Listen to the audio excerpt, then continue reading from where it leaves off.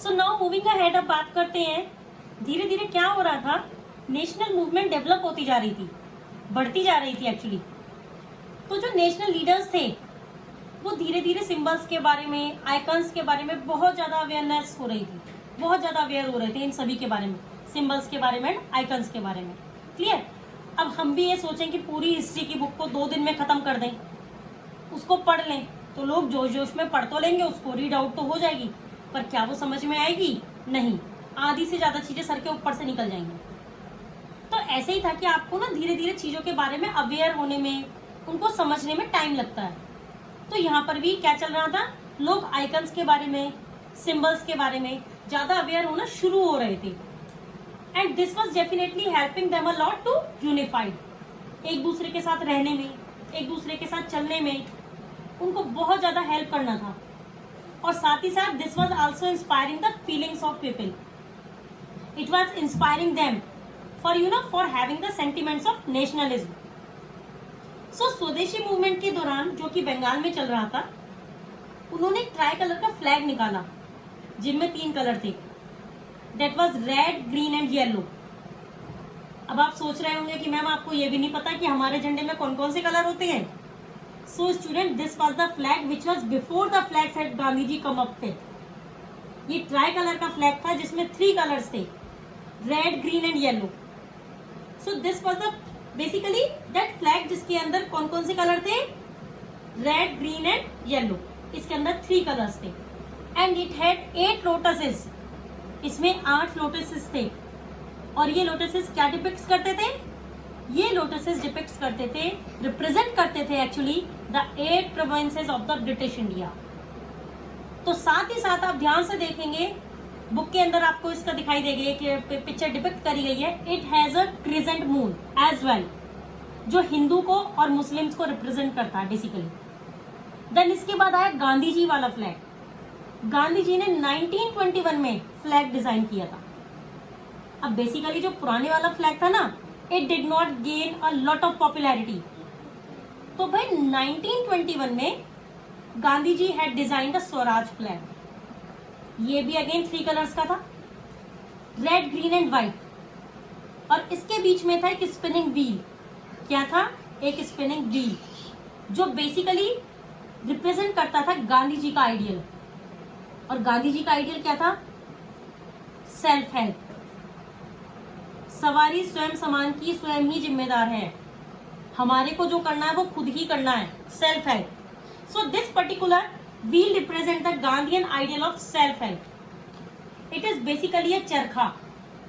It means Britishers के goods को उन्होंने क्या करने की कही थी कि हमें अब इसको क्या करना है, बॉयकॉट। अब जो भी प्रोड्यूस करना है वो खुद ही कंट्री में करो। अंडरस्टूड? तो अब बहुत ही इंपॉर्टेंट तरीका था नेशनलिज्म की फीलिंग को इंटरप्रिटेट करने का। दैट वाज द री interpretation of the history, history की री इंटरप्रिटेट। अब इसका क्या मतलब है? पहले क्या होता था, जब by the end of 19th century क्या होने लगा कि बहुत सारे इंडियंस के अंदर सेंस ऑफ प्राइड आ चुकी थी कि भाई मेरा भारत महान, वो सेंस ऑफ प्राइड आ चुकी थी। एंड दे हैड थॉट कि अब तो हमें अपनी हिस्ट्री को अलग तरीके से जज करना चाहिए, अलग तरीके से देखना चाहिए। तो इसके रिस्पॉन्ड में इंडियंस ने क्या किया? इसके रिस्पॉन्ड में उन लोगों ने यही किया कि हिस्ट्री को अलग तरीके से देखना शुरू कर दिया। अब कैसे? जो ब्रिटिशर्स थे ना, वो तो ये समझते थे कि भाई इंडियंस ना काफी पिछड़े हुए टाइप के लोग हैं, बैकवर्ड पीपल है एक्चुअली, बहुत ही प्रिमिटिव है और इनके बस की नहीं है कि ये अपने आप को गवर्न कर लें। They were incapable of govern themselves. So now Indians ने सोचा कि ये तो बहुत तगड़ी बेइज्जती हो गई, अब तो नहीं सहने वाले हैं। तो इंडियंस ने क्या किया?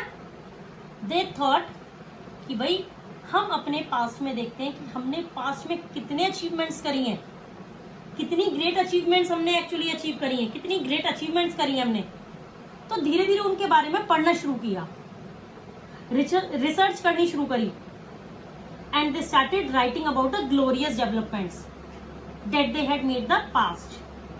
उन्होंने art, architecture, science, mathematics, religion, culture, philosophy, crafts, trade, सब के बारे में लिख डाला कि भाई ये दिखाने के लिए कि इंडियंस किसी से पीछे नहीं है, और डेफिनेटली इंडियंस किसी से भी पीछे नहीं है, राइट स्टूडेंट्स।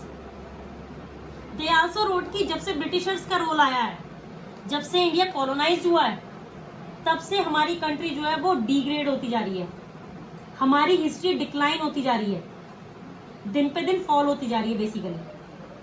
तो उन्होंने ये भी साथ में लिखा, या उन्होंने ये भी बताया कि दे वांटेड कि वो कितना ज्यादा स्ट्रगल कर रहे थे to change the miserable life that they were living, कि ब्रिटिशर्स के रूल के अंडर कितनी कितनी गंदी, कितनी घातक जिंदगी वो लोग जी रहे थे, क्योंकि ब्रिटिशर्स उन पर अत्याचार करते थे, बेरहमी से उनको ट्रीट करते थे।